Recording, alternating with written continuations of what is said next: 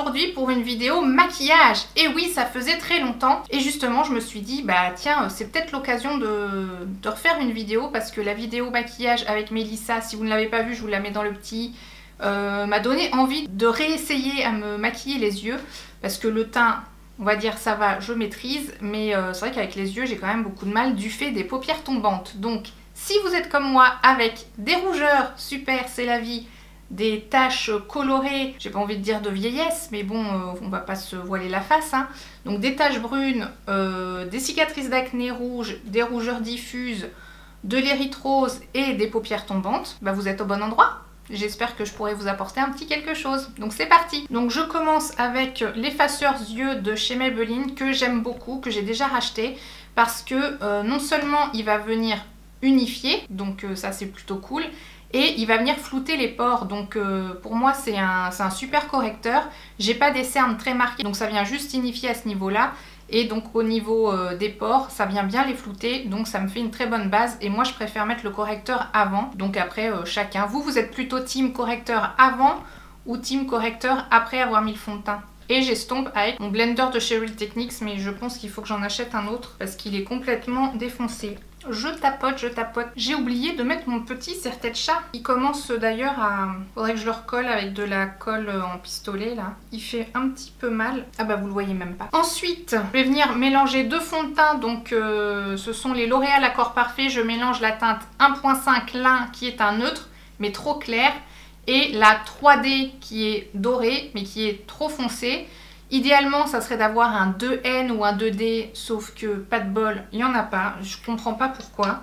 Je l'ai déjà dit 1000 fois, mais bon. En fait, je les pose sur le dos de ma main. Je fais une pompe de chaque et vous allez voir après. Alors c'est marrant parce que ils n'ont pas du tout la même texture. Quand j'appuie sur la pompe, le 1.5 il est beaucoup plus liquide que le 3D. Donc je me retrouve avec deux petites gouttes et je vais prendre mon annulaire et je vais me faire des petits points et je mettrai un petit point de l'autre couleur à côté. Après je finis un petit peu par mélanger les deux sur le dos de ma main et on va venir tapoter toujours avec le blender. Et en fait on essaye de faire un maximum au centre pour après étirer sur les côtés. Et je viens même passer un petit peu au-dessus de ma bouche, enfin de mes lèvres, pour qu'après le contour soit un peu plus parfait. Et on tapote. C'est vraiment dommage qu'ils aient pas ma teinte parfaite, parce que déjà comme son nom l'indique, l'accord parfait, c'est vrai qu'il est bien, même si je mets que le 1.5, après je réchauffe un peu plus. Et si je mets le 3D, bah vaut mieux que ce soit l'été quand même. Mais d'ailleurs avant je mettais que le 3D. Mais c'est vrai qu'après la différence avec le cou, elle est assez énorme. Du coup en fait, je vais venir étirer dans le cou tout le surplus. Parce qu'on voit que c'est plus foncé en plus. Et ça j'aime pas trop. Un petit peu les bords des oreilles. Alors je le rappelle, ou je le répète, je suis ni make-up addict et encore moins make-up artiste. Moi j'aime bien le maquillage pour en fait juste me faire moi en mieux. C'est-à-dire que c'est une solution, voilà. Donc ce qui est bien avec l'accord parfait, c'est que il est quand même, je trouve, assez couvrant. Il n'est pas complètement couvrant, mais il a une bonne couvrance que j'aime bien. Qui fait ce qu'on lui demande, j'ai envie de dire. Alors je tapote un maximum pour enlever l'excédent et il est bien hydratant aussi. J'aime bien. Ensuite, je viens poudrer avec ma poudre libre Peggy Sage, que j'aime bien aussi. Donc j'en mets un petit peu dans le couvercle. Je prends mon gros pinceau et je viens escrabouiller la poudre dans le couvercle pour bien imprégner en fait le pinceau. Je ne tapote pas spécialement et je viens écraser le pinceau sur déjà en premier ma zone T. Comme ça vient bien incruster la poudre là où elle doit se placer. Comme ça, on ne déplace pas la matière qu'il y a en dessous. Donc je continue avec le reste et je vais en mettre un petit peu partout pour finir dans le cou. J'aime bien cette poudre parce que donc elle fixe, elle matifie, elle floute un petit peu aussi. Ça c'est fait. Ensuite je passe au bronzer. Donc c'est toujours le même, le Too Faced Milk Chocolate Soleil, qui est un bronzer mat, clair et médium. Et je l'aime beaucoup parce qu'il est mat, il est clair, donc il fait pas trop voyant. Donc je le prends avec mon pinceau contour brush de chez Real Techniques. J'adore les pinceaux Real Techniques, je crois que je vais m'en racheter un de ces quatre. Parce que feignasse que je suis, un jour j'ai voulu tester, je les ai mis au lave-linge pour les laver. Donc ça marche très bien avec le blender, avec la petite éponge. Par contre avec les pinceaux, le problème c'est pas forcément l'embout, enfin les poils qu'on pris cher, mais c'est plutôt le manche. Et au niveau de celui-ci ça va. Mais il y a des endroits où certains pinceaux, là, le plastique noir, il est devenu collant. Donc, on va venir mettre le bronzer. On va dire qu'on le met sous l'os. Et moi, c'est à ce niveau-là que j'ai un peu des taches d'ombre. Du coup, je mets à cet endroit-là. Je l'applique en gros en ligne et après, je viens faire des petits tours pour flouter. Et je descends au niveau de la mâchoire et je reviens sur le menton pour un petit peu assombrir le côté un peu rond de mes joues. On vient faire pareil au niveau du front. Alors moi j'aime pas trop redescendre, j'en vois qui descendent quasiment, qui mettent du bronzer sur quasiment tout le front. Moi j'aime bien juste en mettre un petit peu en haut sur la tempe. Parce que déjà que mon front n'est pas très grand. Si là sur les côtés oui, mais là au niveau du milieu pas spécialement. Après chacun fait bien comme il veut. Hein. Toujours plus de mal à l'appliquer du côté gauche. Enfin du coup pour vous c'est à droite mais... Il a beau être mat, je trouve quand même il a un petit côté nacré. Je pense qu'en vidéo, je peux charger un petit peu plus que dans la vie de tous les jours. Ensuite, je passe au highlighter et je prends le 202N qui est un neutre rosé de chez L'Oréal dans la gamme Accord Parfait. Je le trouve très bien. Je prends un petit peu toutes les couleurs et je vais le mettre vraiment sur l'os sous l'œil. Ensuite, on n'oublie pas le blush, ce qui m'est arrivé il n'y a pas très longtemps. Donc je prends toujours... c'est ma palette To Go, c'est la Ambers de chez L'Oréal dans la gamme Infaillible, les Blush Paint. C'est ma préférée. Avec mon pinceau Real Techniques. Et je prends cette couleur qui s'appelle Coral Bay. Je crois que je vous en ai déjà parlé. Et je vais la mettre pas sur mon bombé vraiment de la joue, mais plus vraiment en fait entre l'highlighter et le bronzer. Pour étirer un petit peu mon visage et que ça fasse moins dodu. Je tapote un petit peu avec le gros pinceau pour replacer plus ou moins. On en a fini avec le teint. Je vais faire vite fait les sourcils. Mélissa elle aime pas trop quand je fais les sourcils parce que c'est vrai qu'ils sont pas mal fournis déjà à l'origine. Il y a quelques petits trous mais bon ça va. Voilà, discrètement.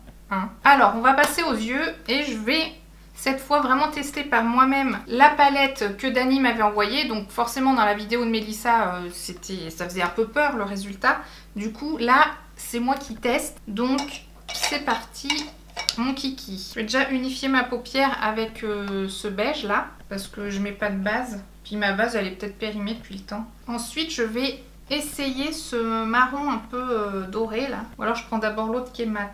Oui, je vais d'abord prendre l'autre qui est mat en dessous. Et vu que j'ai pas vraiment de paupières tombantes, je vais j'ai pas de paupières. Si j'ai des paupières tombantes. En fait, je me maquille pas par rapport à mes paupières mais par rapport à mon os. Donc en fait, je vais chercher mon creux. Je vais appuyer avec le pinceau et je vais dessiner comme ça un creux qui est bien au-dessus finalement de ma vraie paupière en fait, tombante, mobile.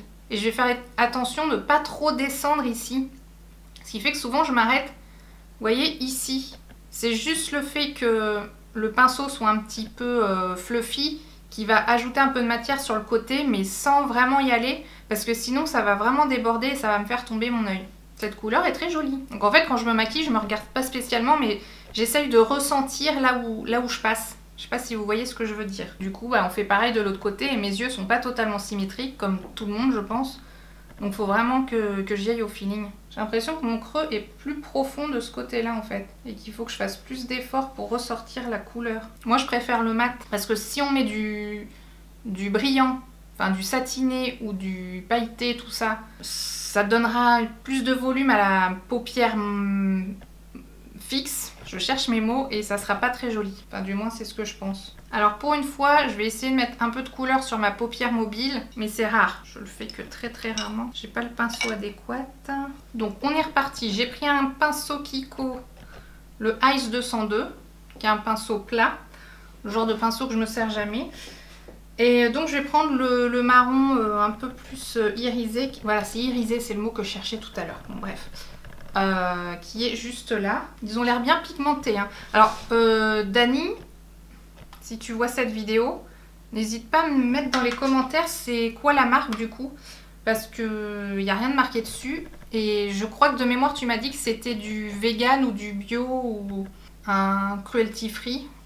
Je crois que c'est ce que je me rappelle, mais voilà. Tu me dis.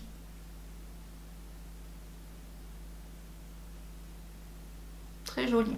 Très très très joli. Alors je trouve qu'il n'y a pas une touche lumière suffisamment lumineuse. Mais bon, c'est pas grave. Je vais essayer avec le premier fard que j'ai mis. Ah non, c'est pas lumineux du tout. Bon, je vais prendre le highlighter. Oui, cette vidéo n'est absolument pas préparée. J'ai envie de dire, c'est ce qui fait tout son charme. Donc je vais prendre la couleur la plus claire du coup du highlighter, que je vais venir mettre sous mon sourcil. Il est très highlighté ce highlighter. Et dans le coin interne pour ouvrir le regard.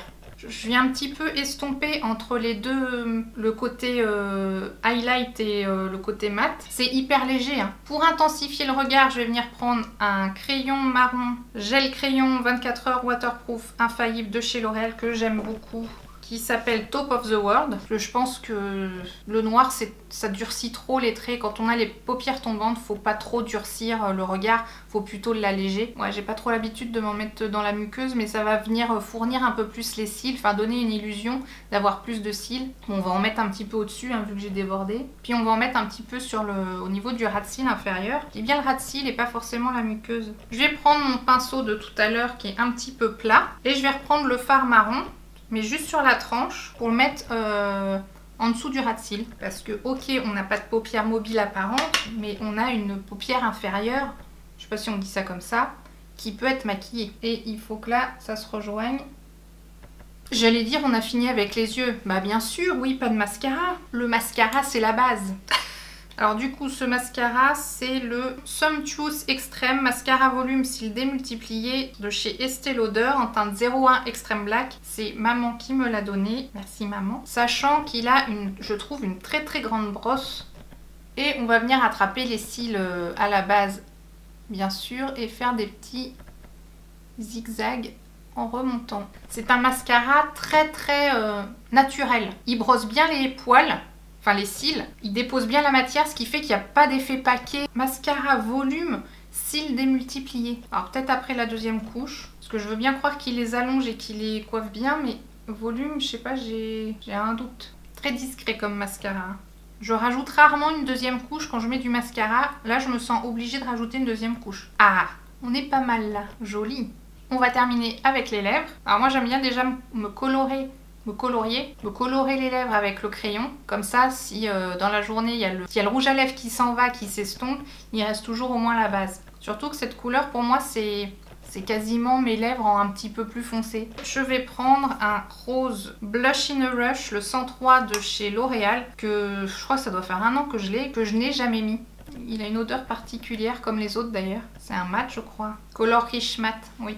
Les autres que j'ai de cette collection, ils tiennent vraiment bien. C'est vrai que généralement je préfère plus le satiné. Finalement avec cette couleur d'ombre à paupières, c'est peut-être pas la couleur la plus adaptée sur les lèvres. Mais bon, ce n'est pas grave, c'est quand même sympa.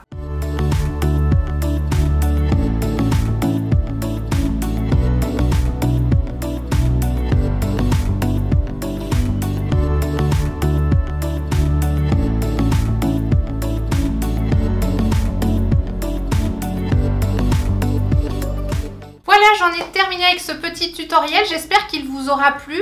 Je vous mets tous les liens dans la barre d'infos comme d'habitude. Si vous avez aimé, n'hésitez pas à mettre un petit pouce en l'air. Si vous n'avez pas aimé, à mettre un petit pouce en bas, à vous abonner si ce n'est toujours pas fait. C'est totalement gratuit et plus on est de fous, plus on rit. Et moi je vous dis à bientôt dans la prochaine vidéo. Ciao!